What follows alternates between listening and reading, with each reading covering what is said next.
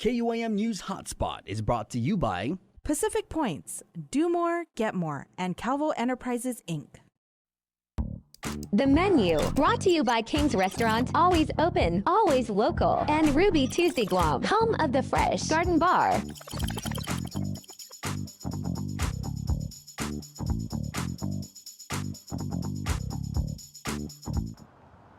Coming off nearly 3 years of public health emergency conditions, the restaurant industry in 2023 continues to be challenged. Many of these businesses have had to scale back.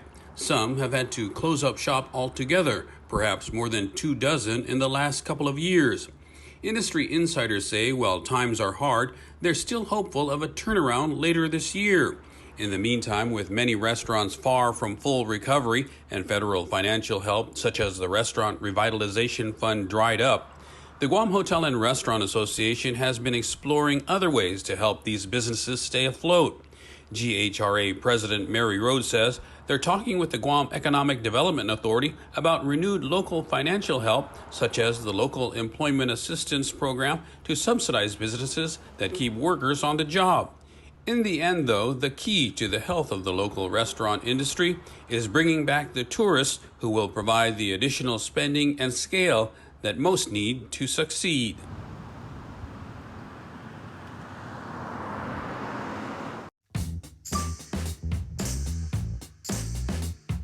All right, how's it, everyone? We are joined by the president of the Guam Hotel and Restaurant Association, our good friend Mary Rhodes. Half a day, Mary. Half a day. Before we start talking about your predictions or expectations for tourism in the Guam hotel and restaurant industry for the coming year, I know you wanted to talk about your newly elected board of directors. Yes, the board of directors met yesterday, and GHRA is extremely excited to announce a full slate of officers for the year. We have Mary Guerrero, our first restaurateur in 50 years, to serve as chairperson. And so we amended the bylaws in November to reflect both chapters of our association, being the hotelier and restaurateur chapters. And so now we are able to elect a restaurateur as chairperson or first vice chairperson. And so we have Mary Guerrero, who is also paired with Dean Huntsman as first vice chairman. And so we're very excited to have both active members of our organization serve in this leadership capacity. And of course, Marie has been first chairperson the last couple of years during the pandemic, but led together with Sophia Chu Wixton as chair. So we're really excited about the leadership and a lot of new things coming to GHRA this year, knowing that, you know, we've been really focused on the pandemic and working on behalf of private sector together with the government on a lot of activities related around COVID. But this year we also released our 2023 calendar of events and programs, as well as committee meetings. And so we're starting to rebuild as the tourism industry recovers from years of just very minimal activity. Yeah, it's been almost 3 years since we've been in the public health emergency, and the governor just recently lifted that. So we're looking at 2023 as the first year in about 3 years that we're not in a public health emergency. So what are your expectations for the tourism industry in general? And then later on, we'll talk about the hotel and restaurant industry specifically, but for tourism in general. Just tourism in general, obviously, you know, we've had key source markets not fully back to scale, especially with our Japan and Korean markets. We've seen a lot of Korean visitors increase over the last year and a half. And certainly we want to see that to continue to grow. With GBB's expectations for this year, we hope that we can accomplish that and more, especially with the return of the Japanese market. And so that's really the focus, I think, for the industry, for all stakeholders, both private and government, is really to get our tourism industry back on track with our arrival numbers, and especially in working even with the airport, knowing that, you know, there's certain areas obviously that we have to continue to fix, especially with destination management. But those are things that between GVB and the airport and GHRA and other stakeholders that we can certainly focus on and really look forward to a better 2023. Being in 3 years, there's obviously goals we have to meet. And I think that we've put our best foot forward in preparing for that. And so I think that now that things have reopened, we certainly are in a better position than we've ever been for this year to really start meeting some of those numbers. Yeah. Are you expecting what everyone has been predicting, a gradual return, or are you expected maybe a sharper rise? No, I think overall, we've always said that it's going to take 2 to 3 years for a full return to 1.6 million tourists. Just considering the fact that Korea and Japan being our key source markets, that they've had a slower return than expected. I think that they'll always be a little bit more conservative on their end, especially with Japan, on returning back to normal for outbound travel. This year, Japan, it's been challenging to try to get them to really exit their markets because they've had domestic incentives for Japanese residents to travel within Japan so that they too can also reboost their industries and get the economy going. So with the challenges with the yen, the currency, as well as with that domestic travel program, I know GVB has really focused, as well as GHRA and GTTA, on some campaigns to get increase in travel. And so that's really been the focused effort really the last couple of months, is identifying what those trigger points are to get outbound travel to increase for tourists to really explore outside of Korea and Japan. So Japan obviously will take a while. And as it has been, in Korea, we hope to continue to see that grow within the next couple of months. Lunar New Year starts this weekend. And so I know that's very popular, especially with the Korean, Chinese travelers and other Asian markets. So it should be a better season for us for Lunar New Year. And through this winter season, those are opportunities to really see, arrivals increase over the next quarter. All right, so we're going to take a short break, and when we come back, we'll talk specifically about the hotel industry and separately the restaurant industry on Guam. We'll be right back.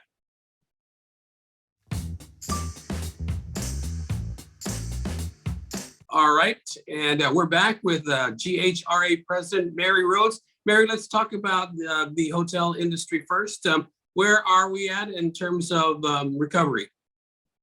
A lot of the hotels have been operating, a majority of them throughout the pandemic. As you know, we've had increased arrivals from the U.S. market, especially with military and federal contractors, especially since the buildup is still taking place.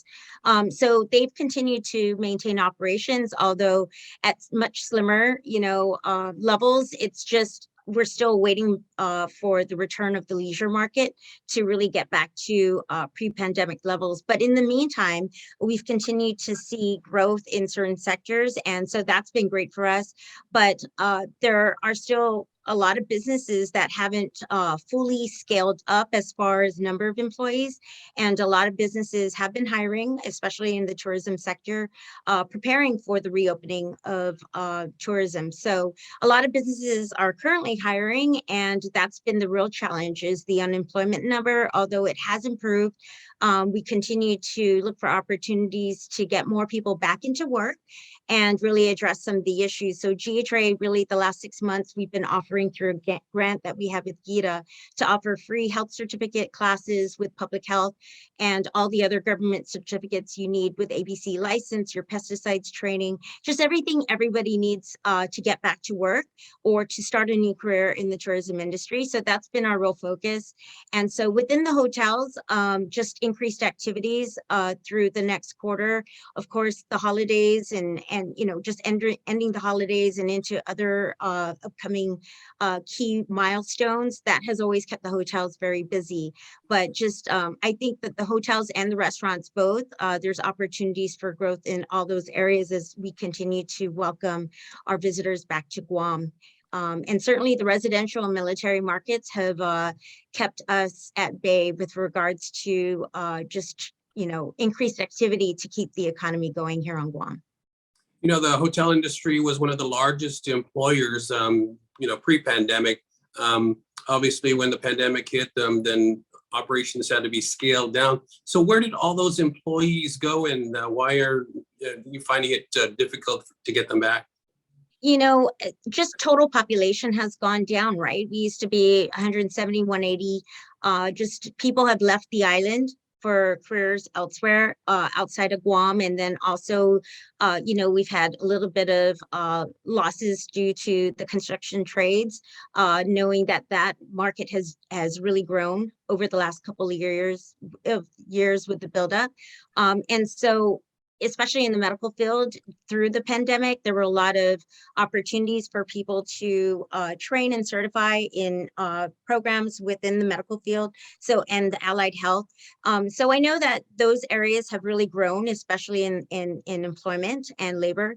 But there's still opportunities for people, especially the younger generation, to get into the hospitality industry. It's a fun industry to be in. There's certainly opportunities and flexibility of hours and types of schedules and things like that. And so those are areas that the hotels and restaurants really offer, especially with all of the combined benefits that they get outside of just their wages. The full compensation that they get is very attractive, and the flexibility of scheduling. It is a 24-hour operation, and so you kind of have to keep that in mind. But there are a lot of businesses, if they haven't been able to fully scale up because of lack of employees, they've had to scale back operations from limited hours that hotels or restaurants are operating their establishments, where maybe they're just weeknights where they're closed and then they're open on weekends. So it's little things like that we've seen, but hopefully things will start to really turn a corner and people will start going back to work. And certainly this is the role that GHRA plays to increase service and quality here in the market, and also improve quality of life for people, is really looking for opportunities to rehire, train, certify people so that they are ready to go back to work and also keep their jobs. Is there anything the government can do to assist, like in the way of maybe lowering the occupancy tax, for example, or anything else that could incentivize visitors to come here by lowering the costs? Yeah, there are things that are challenging with Guam overall, just with it being international. There are surcharges that our tourists pay for. Being Guam is a U.S. market, they do pay international charges on their tickets. And then, of course, the hotel occupancy tax. But really, anywhere you go, you have hotel occupancy tax, as well as other things like resort fees and VAT. And so I don't think that those certainly aren't things that really prevent people from traveling right now. I think just overall Asia, their outbound has decreased. And I think that, anything that the government can do for businesses or industries to make it more attractive is certainly helpful.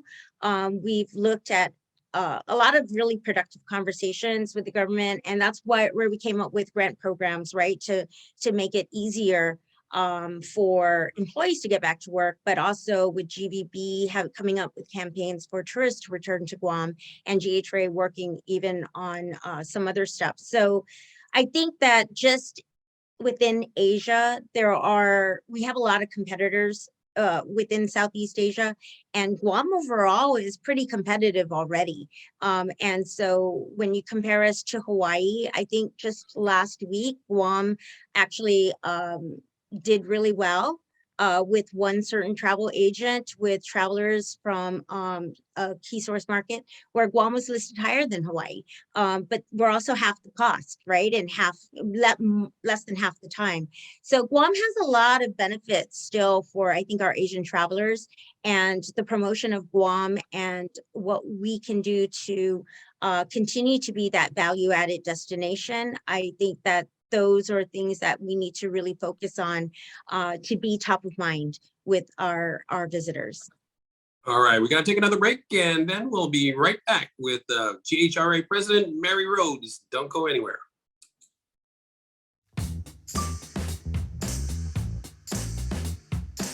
And so we're back with Mary Rhodes, president of the GHRA. Mary, we were talking before the break about the hotel industry, but you also have under your purview the restaurant industry. How is that doing? The restaurant industry, I think for the last couple of years, we've seen some growth in some areas. We've even seen some new restaurants, but unfortunately seen some closures. And 2022 was tough because at least we were seeing some kind of an upswing. But really the Q3, Q4 quarters were really hard for a lot of the businesses. And they're just, we've seen decreased arrivals even within the military, and not as many exercises or court visits. And, what was helping maintain seemed to decrease over that period during Q3, Q4. And so I think that it's going to be an interesting 2023 where a lot of people who have relied on federal dollars, whether that be the government or even private sector companies or even residents, that, the realities are going to really shine through in the next couple months. And those are that's really where organizations like GHRA and all the chambers and the government really have to work together, because that time frame of having to prepare and build up, that moment isn't here, it's now. And a lot of businesses haven't been able to sustain themselves through this. And so unfortunately, it's just really trying times still. And the reopening of tourism has taken somewhat of a delay, but I think with the economic outlook that was recently given from all of the experts at Guam Chamber of Commerce's recent meeting, is that there's a lot more out there that we can look forward to. And certainly the buildup helps alleviate a lot of the challenges that I think Guam in general would have had more of if we didn't have the buildup. But more importantly than just the buildup, we have to get tourism back. For more than 55 years, tourism has been really the backbone of our industry and been the largest contributor to our domestic product. And so leisure market is really what we have to focus on in the next couple months to next couple of years in order for the government to really retain or to earn back those lost earnings with not just tax dollars and hotel occupancy tax and sales tax. It's also income tax, corporate tax, everything else that contributes overall to the GDP. And so I think that we have a great outlook. It's just a matter of really working together to ensure we meet all of the goals that we set aside for the next couple of months, so that we can really celebrate all of those, us meeting those goals and milestones and actually surpassing it. That's my hope, is 2023 will really get to that point where we're at least going to surpass some of the goals that have been set by some of the agencies or individuals, experts who have really given out these projections. I think this is the year to do it. We've been in too much of a stalemate for too long with the pandemic. Yeah. You mentioned that it's been challenging for a lot of restaurants. How many do you know how many have closed or have shuttered up temporarily? Gosh, I don't, not everybody is a member of GHRA, although we would love to have that. But, certainly over 24 I've noticed just over the last couple of years, I've seen a lot of closures, more than we would like to see. And it's just been really hard. But then we've had some new ones open. And I think that, a lot of people are taking risks, knowing that if there's going to be a turn in that corner, it probably will take place this year. We're more positioned, we're better positioned than we ever have been, like I said. And I think that the restaurateurs, as well as every other service sector, retail, transportation, optional tours, I think there's been a lot of momentum to get us to this point where the tourists will start to travel outbound. Our hope was, of course, the beginning of this year during the winter season. And so we need to work towards a greater summer so we can see some of those arrival numbers really transpire. And a lot of it is dependent on air capacity, right? So how many airlines are going to start flying to Guam? Japan Airlines, for example, right? And the number of frequent and also looking at load factor. And load factor is very important, even though we get the airlines, because can we fill the planes? And when you have load factors that are in the lower digits, that's the most the concerning thing, is where we've relied on charters to introduce flights. We need to maintain those charters in order to build up regular flights. And so that's where the hard work really is at, is in getting regular flights to Guam, and not just promoting to the tourists, but actually getting the airlines to regularly schedule flights to Guam, in and out of Guam. Now, the federal government had a program to assist restaurants. That, of course, has gone away with the end of the pandemic. But I think there's some restaurants that might say they still need some that kind of help. Is that something that's on the horizon? You know of anything? Yeah, that's we've might be actually available? met, GHRA has met with other organizations, with GITA, to talk about, as you know, with LEAP 2. And I think that they've really recognized that the restaurants, specifically the brick and mortar restaurants, have had a lot of challenges. But keep in mind, even the restaurants within hotels, not everybody is operating, or at least not 7 days a week as they normally would. And so a lot of that is volume based. And, you know, where majority of your business relies on tourism for leisure travelers or business travelers, they're just not able to maintain operations because the revenues just aren't the same. Even with the support of the local community and military communities, it doesn't make up 1.6 million tourists. And so it's very difficult for the service sector to maintain those numbers, or even try to attain those numbers in this current condition, in this current climate. So that's why the goal needs to be to continue to work towards increasing leisure travelers to Guam, if we're going to truly rebound as an industry and as an economy. Yeah. Bottom line, we need the tourists back. Yes, yes, All right. that's all too important. And Guam is better positioned than any other destination, being, you know, US, and also proximity to all of these key source markets. And the fact, you know, with our weather, although it's been raining a lot, just, you know, just with our weather and close proximity, just all of those things are added value. And there's so many efforts, especially with our cultural programs here on Guam. I think that there's just, there's a lot of things. I just met with Guam Women's Chamber today about things that we can align ourselves with this year. And just, there's a lot that we can work on and help to better promote our island and continue to, you know, build and level up our destination and in what we have to offer. All right, we're gonna take one more break and then be back to wrap it up with GHRA President Mary Rhodes. Please stay with us.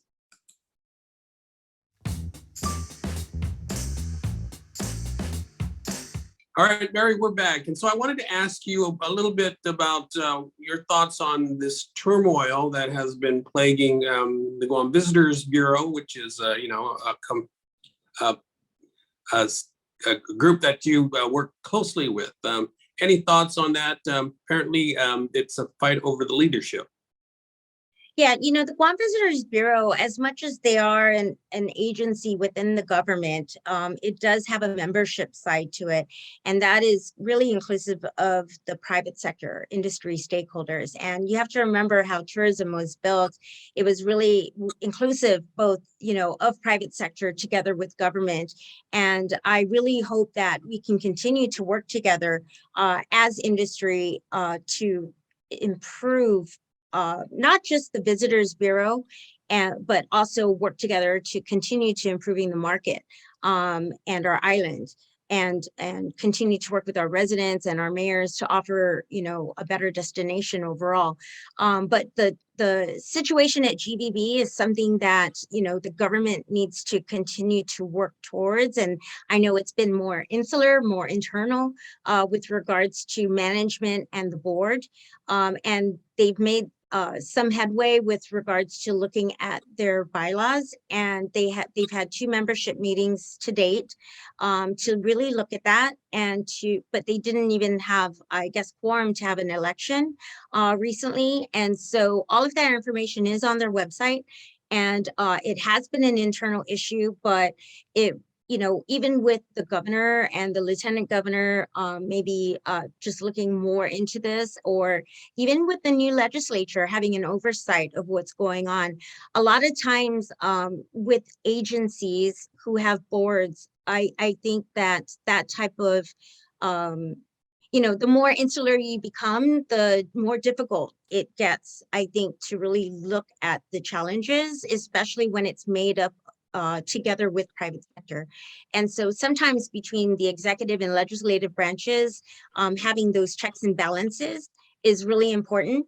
But also continuing to maintain the relationships within private sector. I think that's really key, because when you look at overall within private sector, with who actually markets Guam outside of GVB, the hotels, the airlines, all of the companies that really have websites that handle all the bookings directly, they directly influence that customer. And so that's why tourism, no matter which destination you go to, is always made up of private sector together with government, because so much of private sector really drives the market. And so we continue to hope to work together. And I hope that 2023 is really the year where we start to move away from some of the issues that have plagued GVB in the past, and we really work towards solidarity and working towards rebuilding our industry. Yeah, so in this apparent, board shakeup, if you will, you still believe that there should be a very vital participation by members of the industry on the board, right? Well, absolutely. You have to remember how the GVB board was made up originally and the intent of that agency. And then also its funding fully comes from 11% hotel occupancy tax, which is funded by private sector, albeit through the tourists. It's still paid for by private sector to the government.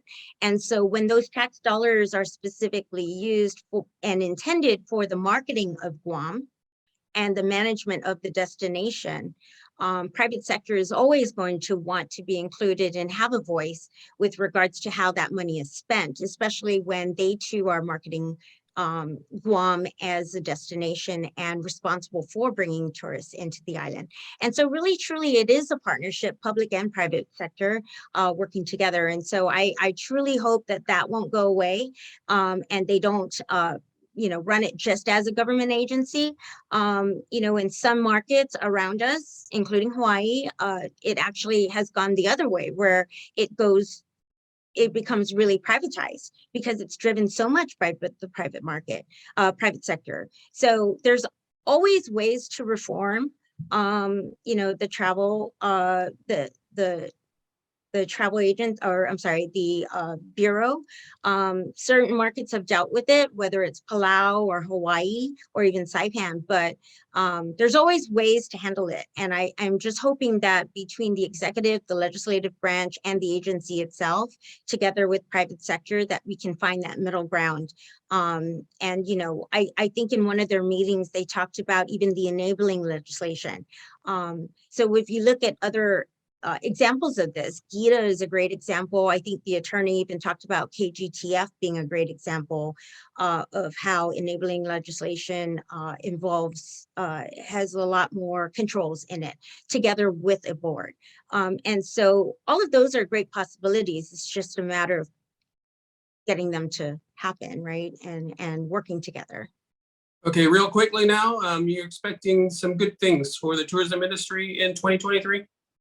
Yes, overall, we look forward to continuing to progress towards, a full recovery in the next couple of years. And I think that just in general, we've seen some really great, highlights from last year of what's been successful, and working with these airlines and even charters to get more increased air traffic to Guam, to increase overall arrivals would be great. And just really the hotels, the restaurants, the retail outlets, all of the entities that make up the tourism industry on the service sector, especially from, even the wholesalers and transportation companies. Everybody's just been eagerly awaiting for it and working hard to sustain operations. So just overall, I hope 2023 is going to be a better year, and just moving forward. Yeah, we also hope so too. Thanks for joining us, Mary Rhodes, Thank you. President of the Guam Hotel and Restaurant Association. Always a pleasure. I'm Nestor Thank you. Lacanto. Thanks for watching, everyone. We'll see you again next week on The Hub.